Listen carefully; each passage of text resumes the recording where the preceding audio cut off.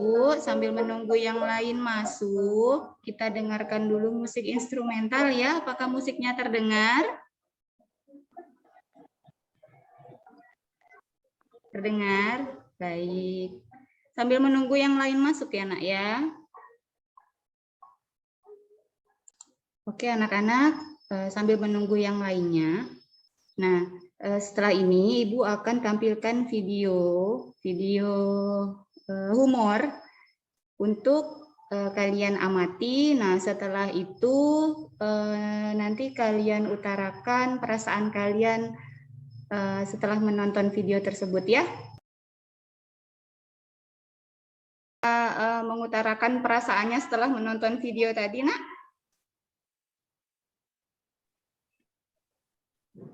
Apakah kalian merasakan tambah semangat? Secara ini udah siang loh kan ya, belajar kimia. Siang-siang Ibu inginnya kalian nih tetap semangat belajar. Ayo Nak. Terhibur, Bu. Fasya terhibur. Lalu yang jadi tidak tegang. Nah, dengan kamu terhibur, menjadi tidak tegang, berarti apakah sudah merasa nyaman akan menghadapi pelajaran kimia? Sedikit.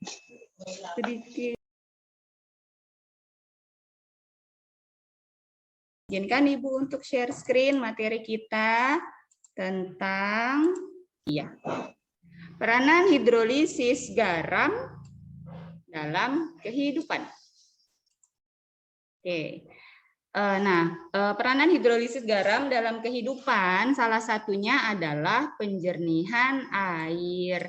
Penjernihan air menggunakan garam yang rumusnya AlPO4 atau memiliki nama aluminium fosfat. Nah, garam ini mengalami hidrolisis total, di mana reaksi ionisasinya adalah AlPO4 terurai menjadi Al3+ dan PO4 3-, di mana Al3+ ini merupakan ion positif selalu berasal dari basa dan PO4 3- sebagai ion negatif berasal dari asam. Karena hidrolisisnya total berarti garam ini terbentuk dari asam lemah dan basa.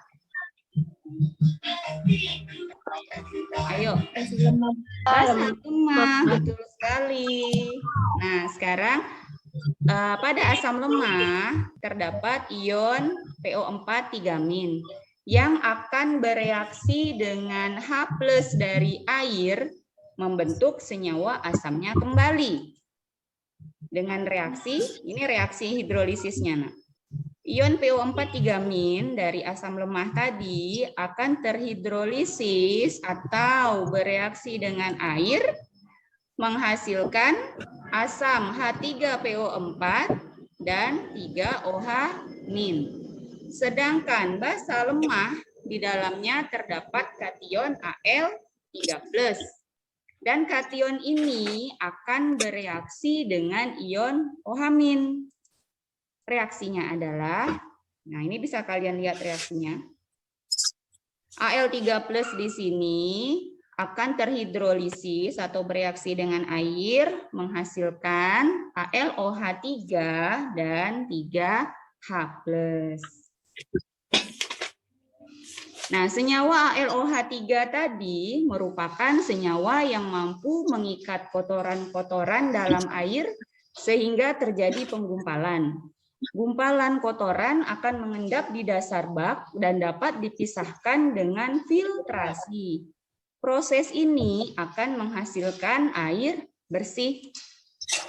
Nah, untuk anak-anak Ibu yang memiliki gaya belajar secara visual atau dengan melihat, kalian bisa lihat proses penjernihan air ini dimulai dari ini sumber airnya melalui proses pencampuran, proses penggumpalan, pengendapan, penyaringan, pemberian desinfektan atau antibakteri, pembunuh bakteri, selanjutnya didistribusikan kepada masyarakat. Halo, sebelumnya sobat sudah tahu kan dengan 3 sumber air? Ketiga sumber air tersebut sering dimanfaatkan oleh perusahaan daerah air minum atau PDAM untuk memenuhi kebutuhan air bersih kita loh. Info mau jelasin nih bagaimana PDAM mengolah air.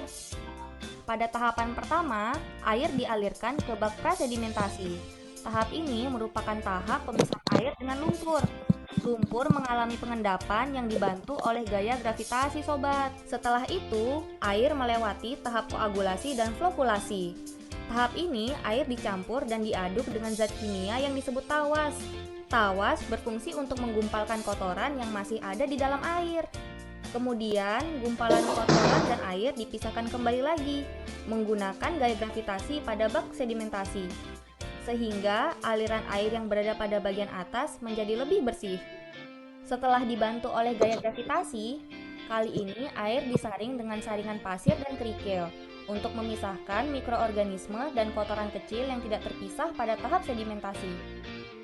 Barulah air dialirkan ke reservoir atau tandon air dan siap didistribusikan ke rumah-rumah sobat untuk dikonsumsi. Proses penyediaan air secara sederhana yang bisa kalian laksanakan di rumah. Audio Jungle.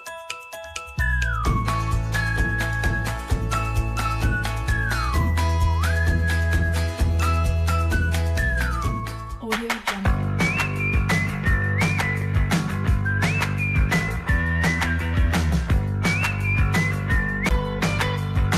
Audio Jungle.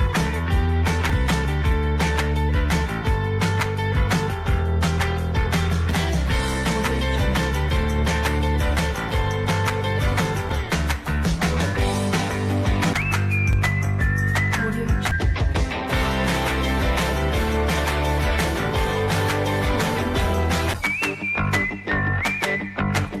Audio Jungle.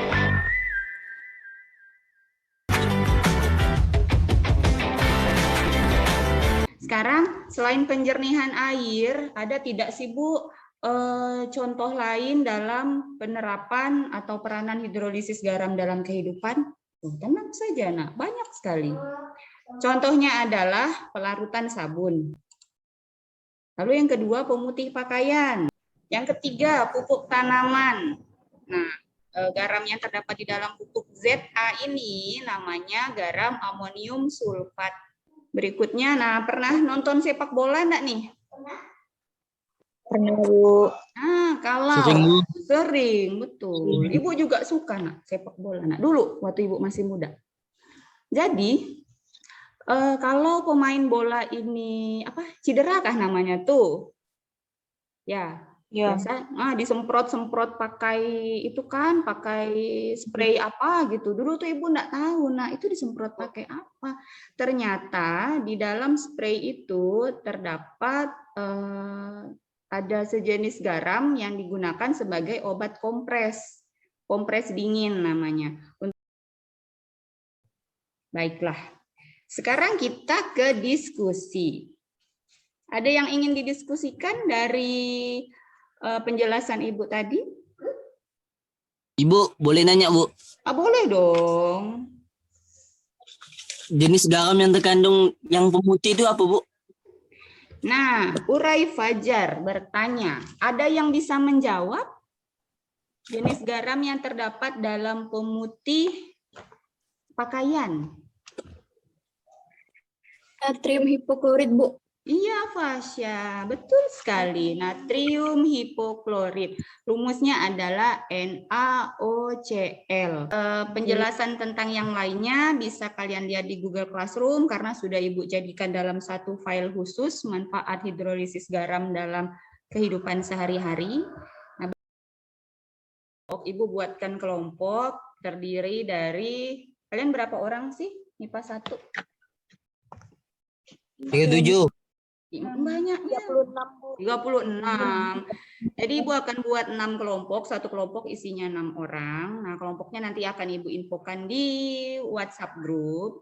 Nah, apa yang harus kalian lakukan? Ini minggu depan ya, pada saat luring, jadi bukan saat daring. Kalian menganalisis peranan hidrolisis garam selain penjernihan air. Dan secara, kan udah mau habis waktunya, secara berkelompok yang harus kalian analisis adalah garam yang dihidrolisis itu apa, sifat garamnya asam atau basa, lalu asam basa dari penyusun garam tersebut. Misalkan dari asam lemahnya apa, basa lemahnya apa, atau asam kuatnya apa, basa lemahnya apa, seperti itu. Nah, tugas ini dapat dibuat dalam bentuk artikel, boleh, video boleh, animasi, poster, infografis, atau mind map. Terserah kalian, Ibu bebaskan sesuai dengan kesepakatan kelompok kalian. Dikerjakan dan dikumpulkan minggu depan saat jadwal luring. Pilih satu peranan saja selain penjernihan air, itu yang kalian bahas di tugas kalian. Mau dalam bentuk video, mau animasi, poster, infografis, atau apapun. Artikel juga boleh. Bisa dipahami? Bisa. Bisa, oke. Nah, itu tugas kalian. Jadi Ibu harap kalian mengerjakan tugasnya ini dengan bahagia, Nak. Karena apa? Materinya kalian pilih sendiri, bentuk tugasnya seperti apa kalian tentukan sendiri, kesepakatan dengan teman-teman. Jadi Ibu harap tidak ada tekanan dan yang penting kalian merasakan senang dalam membuat tugas ini. Dari pembelajaran yang sudah kita lalui hari ini, dari pembelajaran kimia ini, Ibu ingin sedikit kalian memberikan refleksi atau umpan balik terhadap apa yang sudah Ibu berikan kepada kalian. Nah, siapakah yang bisa mengutarakan apa yang menarik dari pembelajaran hari ini? Kalau dari Najla sendiri, untuk pembelajaran hari ini tuh tidak terkesan monoton yang malah bahas materi terus, tapi juga tadi Ibu ada tampilkan video dan Ibu kasih beberapa penjelasan juga. Jadi lebih menarik gitu, Bu, cara pembelajarannya. Oke, terima kasih Najla. Supaya hasil belajar kamu lebih memuaskan, apa yang harus kamu lakukan? Mungkin dengan cari-cari materi, terus dikumpulkan materinya, dicatat, dan didukung dengan latihan-latihan soal juga biar lebih paham gitu tentang materinya. Oke, baik sekali Najla. Baiklah, terima kasih waktunya. Semoga apa yang sudah kita pelajari hari ini mendapatkan berkah dan bermanfaat bagi kita semua. Tetap jaga kesehatan ya Nak ya, tetap jaga kesehatan, ibadah tepat waktu. Wassalamualaikum warahmatullahi wabarakatuh. Selamat siang, selamat istirahat. Assalamualaikum warahmatullahi wabarakatuh. Saya Wiwin Winarsi, CGP asal SMA Negeri 4 Pontianak, Kalimantan Barat. Perasaan saya saat merancang aksi nyata adalah saya merasakan sedikit kebimbangan apakah pembelajaran berdiferensiasi dan pembelajaran sosial emosional yang dirancang ini dapat berjalan secara efektif saat pembelajaran jarak jauh. Sedangkan perasaan saya saat melaksanakan aksi nyata tersebut adalah saya merasakan bersemangat dan berharap pembelajaran berdiferensiasi dan pembelajaran sosial emosional yang sudah saya rancang dapat berjalan dengan efektif dan sesuai dengan pembelajaran jarak jauh. Pembelajaran yang saya dapatkan saat aksi nyata adalah saya dapat menerapkan pembelajaran berdiferensiasi dan pembelajaran sosial emosional khususnya pada kesadaran diri dan pengelolaan emosi di awal pembelajaran. Sehingga di awal pembelajaran, murid akan merasakan senang dan bahagia, serta dapat meningkatkan fokus dalam pembelajaran. Hal ini akan terus saya kembangkan untuk pembelajaran-pembelajaran selanjutnya, sehingga murid-murid saya akan selalu merasakan kebahagiaan dalam belajar kimia. Perencanaan untuk memperbaiki pembelajaran saya adalah saya akan menggali lagi kebutuhan belajar murid secara berkala sehingga memperlancar dalam penerapan pembelajaran berdiferensiasi dan pembelajaran sosial emosional, supaya pembelajaran dapat berjalan lebih tepat dan berpengaruh pada peningkatan hasil belajar murid tentunya. Sekian, terima kasih. Wassalamualaikum warahmatullahi wabarakatuh. Salam guru penggerak.